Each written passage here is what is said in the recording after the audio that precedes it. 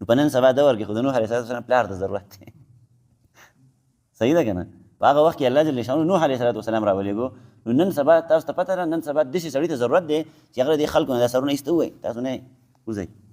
دې مولیانو خو دا قوم تباه و برباد کړو وایي دا قوم یې وشرماو وایي دا کوم چې راوتلي دي بیا مناظرې کوي یو شی کوي یو بل سره اختلافات کوي قسمه قسم او په معمولي مسلو باندې داسې مسلې چې په هغې ته د سره په دنیا کې ضرورت شته دی نه چې په دغې بحث وکړلی شي وړوکی طالب به یې د څلورمې پنځمې درجې او د هغه ذهن یې داسې حد ته رسولی دی چې هغه مولیانو باندې اعتراضات کوي په غټو غټو خلکو باندې اعتراضات ته نه پوهېږې زه پوهېږم وایي نن سبا خو که سوچ وکړي یاره هر سړي ځان له ډله جوړه کړله فرقه یې جوړه کړې ده په قسم باندې پوهېږي لکه مخکې خلک یوه ډله وو خلک یوه فرقه وو یو دین چلېدو اوس نن سبا هر سړی ځان له یو دین دی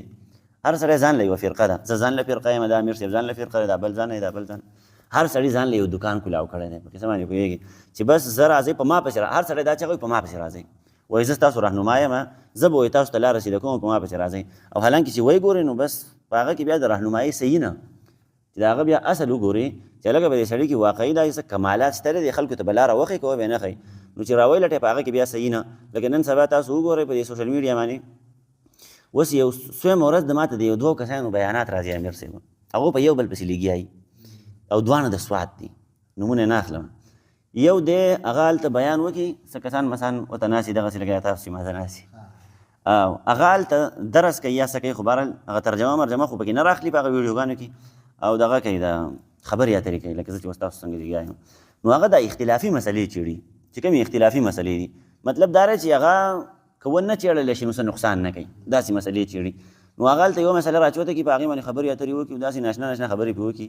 دلته بل بیا ناسي بل یو هلک دی وړوکی هلک دی زما نه به هم تقریبا په عمر کې کمي هغه پسې راولګي هغه پسې دېسګي نه بله ویډیو وکړي او بس د ویډیوګانو په ذریعه باندې د یو بل سره جګړه شروع ده یو بل سره هغه اختلافات چیړل شروع دي او دغه خلک چې کله عملي میدان ته راشي نو دا بیا صفري د دو سره بیا صحیح نه چې یاره زه کم از کم د خپله دعوه چې کومه کومه دا ثابته کړم د دې قصو میسو هېڅ ضرورت نشته دی او د دې انتهایي نقصان دی اوس د امت ته د یووالي ضرورت دی چې دا امت رایوځای شي چې حق امتا واحده تی جوړ شي هغه یو امت تی جوړ شي چې په کم کې الله جل شانه د انسانانو دپاره فایده یې ښودلې ده د انسانانو کامیابي په دغه خبره کې ده خاص کر د مسلمانانو چې دوی په یوه خبره باندې راغونډ شي بس دوی د ځان نه مسلمانان صرف جوړ کړي نور دیوبندي او بریلي او وهابي او پنجپیري دا قصه ترې وباسي نو هله به دا خلک یو شي هله به دین اسلام بری وکړي او تاسو ته ما بلا شکره ته دا خبره کړې ده چې تر څو پورې دا مسلمانان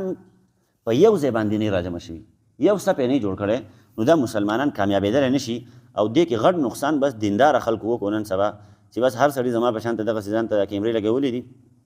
او امت یې په ځان له په یو طرف باندې روان کړی دی هر سړي په ځان پسې امت روان کړی دی چې په ما پسې راځئ زه په صحیح لاره باندې روان دا بل سړی چې کوم دی دا په غلطه باندې روان دی نو د عوامو هغه ذهنونه لاړل تباه و برباد شو عام خلک نه پوهېږي چې په کوم طرف لاړ شو بعضې نیم سړي له خو الله جل شانو څه نه څه عقل ورکړی څه نه څه پوهېږي او اوس په دو باندې خلک هم پوهه شوي دي وایي دو د امت تباه و برباد کړو زما یو ورور دی ساده باده دی نه د سکول تعلیم کړلی نه د مدرسې تعلیم کړلی هغه ما ته یوه ورځ وایي چې یاره دې مولیانو خو دا قوم تباه و برباد کړو وایي دا قوم یې وشرماو وایي دا کوم چې راوتلي دي بیا مناظرې کوي یو شی کوي یو بل سره اختلافات کوي قسمه قسم او په معمولي مسلو باندې داسې مسلې چې په هغې ته د سره په دنیا کې ضرورت شته دی نه چې په دغې دې بحث وکړلی شي قسم باندې پوهېږي نو هغه د هغې نه ډېر زیات متنفره شوی و د دې مولیانو نه د دې وجې نه چې یاره دو د یو بل سره جګړې لانجې مانجې کړي ما ورته دا د خپلې مسلې د قرار شتي واوړتې هغه ول بیا توجیهات کوي کنه تاویلونه ولا ګوري وای دا د علماء کرام رحمت دا اختلاف دی او په دې کې ډېر زیات رحمت دی پیغمبر علیه السلام حدیث دی دغه نه څوک انکار نه کوي چې رحمت پکې نشته دی په قسم باندې پوهېږي رحمت پکې دی خو د هغه خلکو دپاره پکې رحمت دی چې هغوی یوه نتیجه خو راوباسي په قسم باندې پوهېږي چې تاسو دوه کسان د یو بل سره ونښتئ تم لګیای دیم لګیارې نه ته د خبره مني نه د ستا خبره مني څه فایده وشوله مناظرې هغه فایده کوله چې یاره پخوا به مناظرې کېدلې دوه کسان به د یو بل سره دوه په دوه کېناستل یو سړي به خپله دعوه پیش کړله بل به وله ثابته بل هغه به خپله دعوه ثابتوله بل به وله رد کوله بس چې کوم سړي به وګټله هغه بل سړي به ورسره خبره ومنله وایي تا بری بیا مونته ته وایي دغه شوې دا مخکې شوې تا وایي زما نه وګټله په قصه باندې پوهېږي نو هار به یې ومنودو اوس څوک هار نه مني نو د دې مناظرو هېڅ فایده نشته دی انتهایي نقصان یې وکړو دا عوام خو عوام دي د مولیانو طالبانو ذهنونه تباه و برباد کړه وړوکی طالب به یې د څلورمې پنځمې درجې او د هغه ذهن یې داسې حد ته رسولی دی چې هغه مولیانو باندې اعتراضات کوي په غټو غټو خلکو باندې اعتراضات ته نه پوهېږې زه پوهېږم وایي دا دقه نقصان دې خبرې وکړو چې یاره هغه ته هلته داسې استاد ناست دی چې د هغه په خپله تربیت نه دی شوی تربیت دې خبرې ته نه دی شوی چې هلکه دا خلک به څنګه راغونډې دا دین اسلام د محبت څیز دی دا د تفریقي او د جداوالي څیز نه دی دا دین اسلام دا د یووالي نوم دی چې دا مسلمانان ټول رایو شي خو بهرحال دا ډېر قصې پسې دي په دې کې خو دونه خبرې پرې نه کوم دا خو دلته الله جل شانو فرمایي چې هغه خلک یو نو هغې کې فایده وه هغه وخت یو پیغمبر الله جل شانو راولېږو نو په خلکو باندې به اثر خبرې کوو خلکو به ورسره خبره منله ځکه دغه نه وو فریقین نه وو فرقې مرقې نه وي په هغه وخت کې په قصه باندې پوهېږي بیا خو وروسته د نوح علیه السلام په زمانه کې چې کله خلک جدا جدا شو هر سړی په خپل طرف باندې روان نو ته سوچ وکړې چې په هغه وخت کې دونه مسله جوړوله د اختلاف که نه چې الله جل شانو ورته نوح علیه السلام راولېږو نو په نن سبا دور کې خو د نوح علیه السلام پلار د ضرورت دی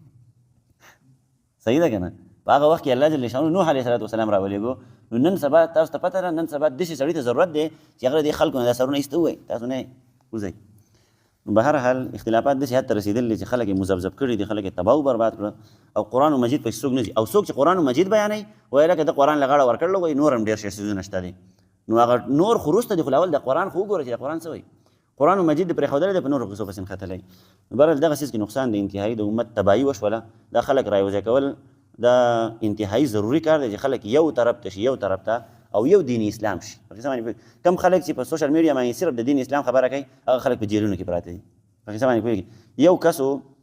هغه خو خیر داسې نظریاتي ټیک نه دی خو به هر حال امت یې په یو پلیټفارم باندې راجمع کړی و په قصه باندې پوهېږي او دې خلکو پې ټاپې لګولې زموږ د مولیانو چې دا سړی ټیک نه دی او نوجوانان په بل طرف باندې روان کړي دي ښکته کړی دی او بره کړلی اوس هغه سړی په جیل کې پروت دی په قصه باندې پوهېږي نو به هر حال هغه سره پوهه هم وه هغه سره علم هم ورسره و په قصه باندې پوهېږي او دا هېڅ یا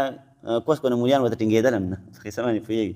به هر حال هغه یې لاړو دغه یې کو طرف ته کو چې هلکه ته خو خلک خرابې